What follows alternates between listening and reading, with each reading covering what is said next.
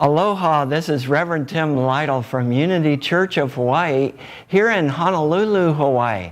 Welcome to our YouTube channel. Thank you for joining us. We have wonderful services and videos and messages. We're so grateful to stand with you in faith so that you manifest the highest and best in your life, because we know where you are, God is. All of God is fully present there. So enjoy our services, enjoy the message, and thank you for joining us.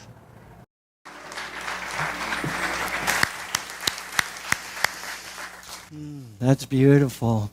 I was telling Rhea after the first service that I got to hear Spiritus, a singing group from Unity of New York, and they made that change. Imagine we're in heaven. That is, imagine that all we need is already here, because that's the truth of it. All of God is fully and completely present already. All we need is already here. Jesus said, the kingdom of heaven is within you. So that means that everything we need to bring heaven to earth is already here. Jesus taught us to pray in the Lord's Prayer, thy will be done. Where? On earth, as it is in heaven. We are here to bring forth that peace, that joy. And yet sometimes we get locked into thinking we have to be mesmerized, hypnotized by this world's way of doing things and with its value system. Paul said, do not let the world squeeze you into its mold. Sometimes we get squeezed and we try to fight back using the methods of the world, trying to use force against force and trying to outdo whoever has hurt us. So when they've hurt us, we're like, I'll show them. I'll give them something more to think about. Well, Jesus had this to say in Matthew chapter 5, verse 9, this is from the Living Bible. Happy are those who strive for peace. They shall be called the sons of God. Now, in the Greek, it uses the word huios. Huios means son. But this is speaking of children, sons and daughters. And so it's really not gender specific. So, those who strive for peace shall be called the sons of God. Jesus knew that we already all are the sons and daughters of God, but we're not all living in the awareness and consciousness of it. But when we're working together for peace, then we step up to our true nature, to our true name of being sons and daughters of God, living from that Christ nature. When we're not just playing as usual, when we're not fading into mediocrity, when we are stepping forth in excellence, when we're willing to be a difference in this world. I used to be afraid to be different. There was a time in my life where I would have never dressed up like this. I was afraid to be different. I wanted to fade into the woodwork. I wanted to be anonymous. I didn't want people to notice me. I was trying to go under the radar. I thought the goal of life was just to try to get through this without being noticed. Boy, was that boring. Is that how you're living? Or are you living life to its fullest? And again, that class on Tuesday night at 6 o'clock is about living life to its fullest. So, this next passage of Scripture is from Matthew chapter 5, verse 13. You are the world's seasoning to make it tolerable. If you lose your flavor, what will happen to the world? And you yourselves will be thrown out and trampled underfoot as worthless. So we are the seasoning of the world, Jesus said.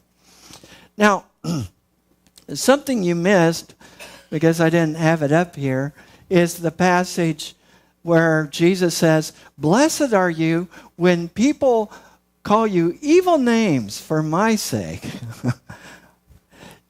Jesus knew that when you stood in your truth, that sometimes there can be resistance. But he encourages us to be true to the seasoning we're here to provide.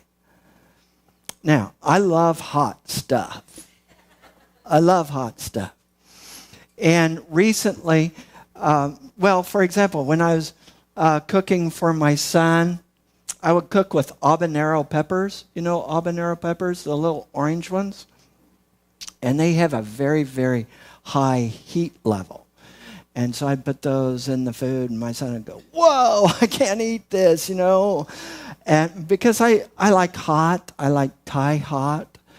And recently I was eating something that had been made with ghost peppers. You know about ghost peppers? And so it's like, wow, this has a great kick to it, And I had used a napkin to wipe my hands that had some of the ghost pepper on. And my nose was running a little bit because of the great ghost peppers. And so I thought, oh, here's the napkin. I'll blow my nose on the napkin. So not only did I have the great taste of ghost peppers in my mouth and throat, but I now snorted it. You heard it here. I snort ghost peppers. Which, of course, irritated my eyes. So I went up to rub my eyes. It was awesome. I was sitting in a meeting. And I was thinking, wow, this is awesome. I'm feeling it in my eyes, in my nose, in my mouth, and in my throat. Wow. And my right ear started ringing. And I thought, this is good stuff when my ears ring, Let's be that flavor in the world. That kind of flavor where no one can put it out. No one can diminish it. No one can, they may try to eliminate it, but that full flavor is there and they go, wow, what is that? Right? I mean, that is what I envision here at Unity Church of Hawaii, where people say, wow, that church has so much love and so much joy. There must be something wrong with them. That's what I want to be hearing. And wherever you are, they're watching us online. I want your life to be filled with so much zest, joy, love, that people are just like, wow, what's going on with them? I can remember getting on to an elevator at the hospital multiple times. Sometimes in hospitals, people are going through difficult times. And I would say, isn't this a beautiful day? And I don't know if you do that here, but in where I was, and I love all of you in Wichita, but, I'd say, isn't this a beautiful day? And they'd say, yeah, but just wait a few minutes. It's going to change. Oh, okay. But aren't you glad that we have the joy and strength to deal with it? Well, one of these days we won't have that. Well, I kept trying to point out positive things, but no matter what I would say, they had something negative. You know why? Because they had practiced that. We can practice complaining and get really, really good at it. We can practice anger and get so good at it. Or we can practice joy. We can practice peace. Now, I want to share with you a Hawaiian proverb. E vai kahi kapono I manalo. It is well to be united in thought that all may have peace. Thanks. It is well to be united in thought that all may have peace. Now, we're called unity, but we're not called uniformity. We have some very, very interesting and diverse people here. And it is futile to try to make others like you. So give it up, please. because it's painful. It is painful to try to make others like ourselves. I'll be driving and I'll be talking to Olga Lucia about how this driver or that driver needs to learn to do this or that. And she says, Tim, why don't you talk a little louder? I don't think you're changing them just yet. Can you relate to that? Are you trying to change the world into your own mold? Are you trying to change the world into the way you think it should be? Are you trying to change others into who you think they should be? Who gave you that right? Who gave you that right? We are here to be the presence of God, to be united in thought so that we can be the example of peace. So, I want to share a little video with you. This comes from a little young guru, and I think his sentiments speak to this so clearly. So my question to you today is, what do you practice every day? What do you practice? Because what you practice, you will get good at. What do you practice? Do you practice joy in your life? Do you practice peace in your life? Do you practice happiness in your life? Or do you practice a lot of complaining? Because if you complain, you will get very good at it. And you will get so good at it that you will find fault with everything. Even when there's no fault that a layman cannot see, you, being an expert, will see it. What do you practice? Do you practice anger? Because if you practice anger, you will get very good at it. And you will get so good at it that the most trivial you'll think. Trivial thing will make you angry. Like sitting in an airplane and watching the sea across from you somehow looks better than the one you've been given. And that is so unfair of the airlines. What do you practice? Do you practice being worried? Because if you practice being worried, you will get very good at it. And you will get so good at it that everything will worry you, including the buffalo you don't have. So I propose, if this is true that it's a question of practice, then I propose you practice joy. Isn't that good? Thank you. So, what are you practicing? Are you practicing joy? Oh, some people wanted to know, why are you dressed this way? I'm kind of like, what? All right, this outfit came from India. And when I've been on 2 extended pilgrimages in India. And on one of those pilgrimages, I bought this outfit. This was a gift to me from Oneness University in India. And I've studied about Mahatma Gandhi since I was in high school. So I've been a devotee and student of Mahatma Gandhi since high school. And when I was in Delhi, I had the opportunity to go to his museum. His museum is arranged chronologically around his life. So you go in and you first see what was happening in India during the time that he was born, and you see his early childhood years, and then you see about his studies, and then you see about when he got his law degree and was traveling on his first job as a lawyer, and he got thrown off the train because of the color of his skin. He was in South Africa. And he determined, I'm I need to use these gifts, this training, this teaching that I've received for some good to touch other people's lives.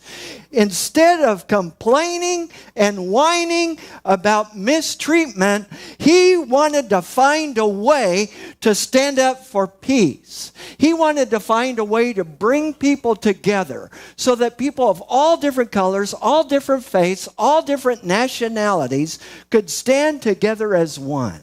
He had this amazing dream. So he went back to his homeland of India. And there in India, he began to organize people who believed in peace. They were called satyagrahas.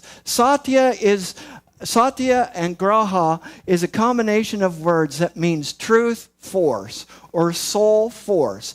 That is, when we speak from the truth, when we stand in the truth, when we live from the truth, nothing can defeat us. Nothing. And so Gandhi knew that, and he gathered people around him who in nonviolence would stand in the truth. And even while their heads were being cracked open by sticks, even when their arms were being broken, they didn't even defend themselves because they knew that the truth could not be defeated, and they just kept coming. They laid down in front of trains. They did all kinds of amazing things because they were grounded in their source.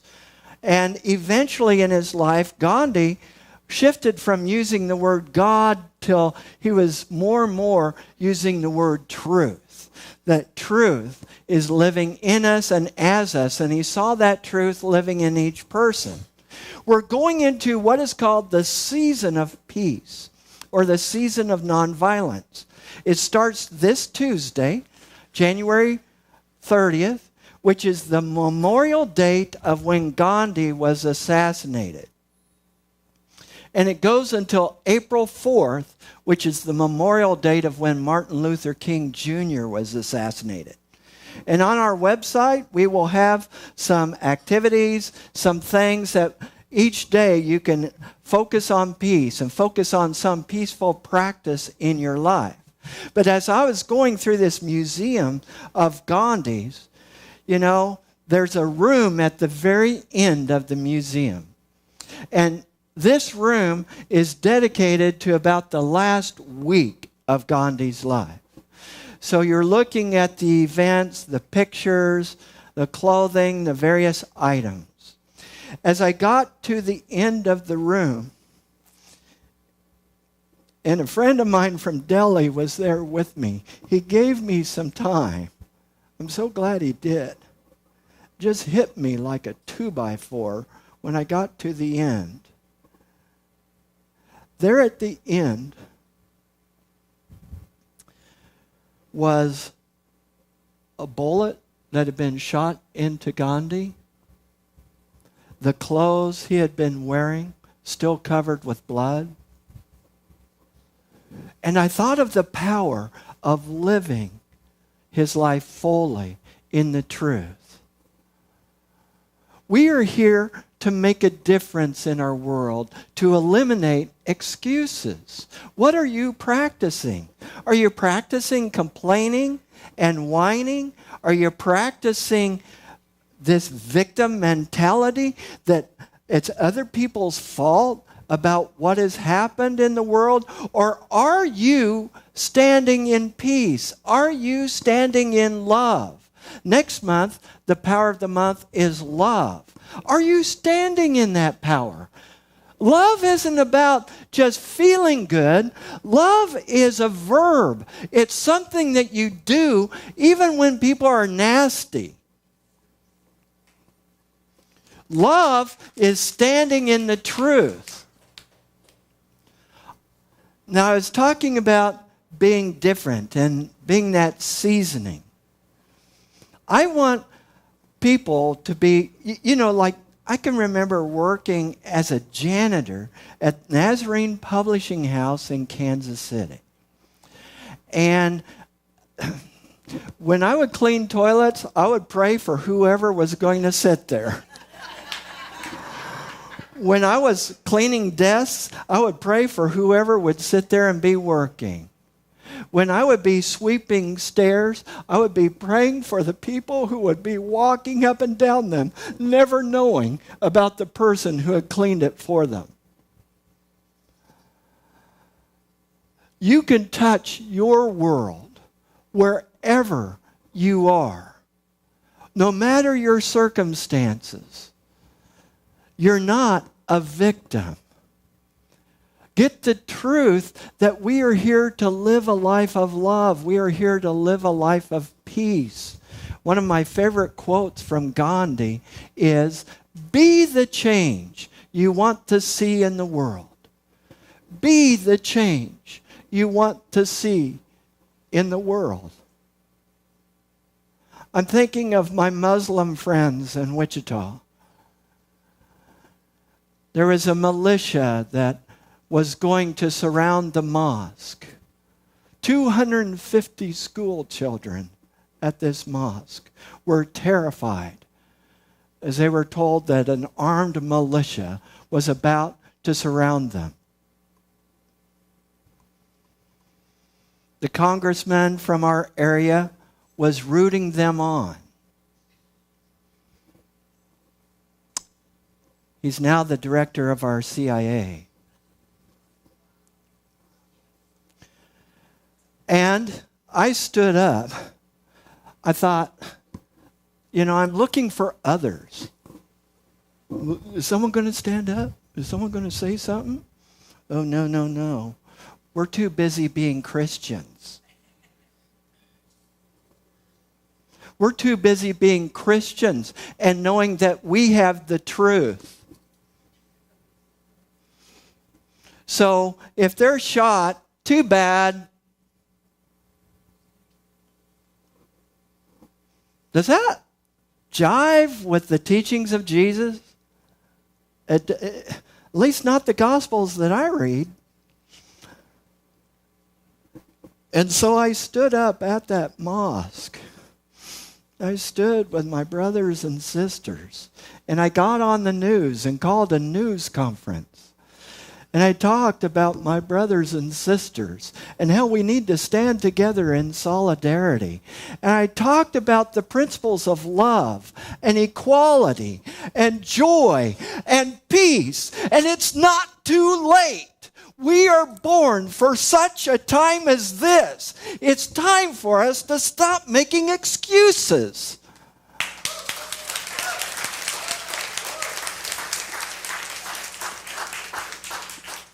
We can get very good at excuses. Some of us practice those all the time. Oh, I'm just one person. What can I do? Well, Gandhi was just one person. And whoever you are the presence of God in action. What can you do? How can you bring peace in your environment, in this church, in this community, in this world? How do you stand for the truth? Or would you rather be right? Would you rather win? Would you rather show the other people the way it needs to be? Or do you want to be at peace?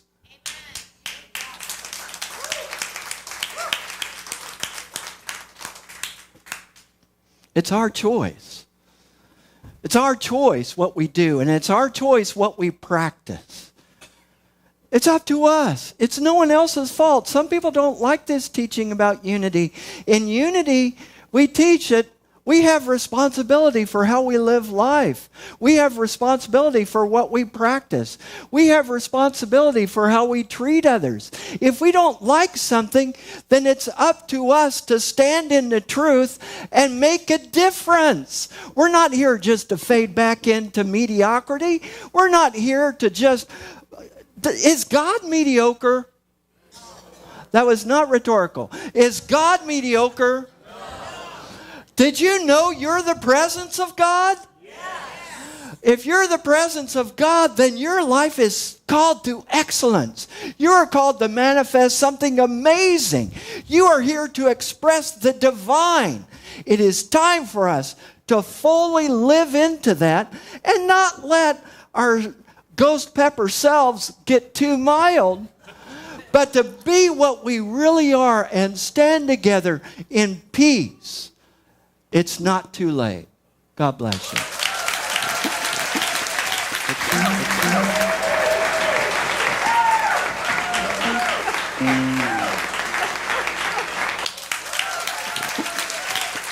It's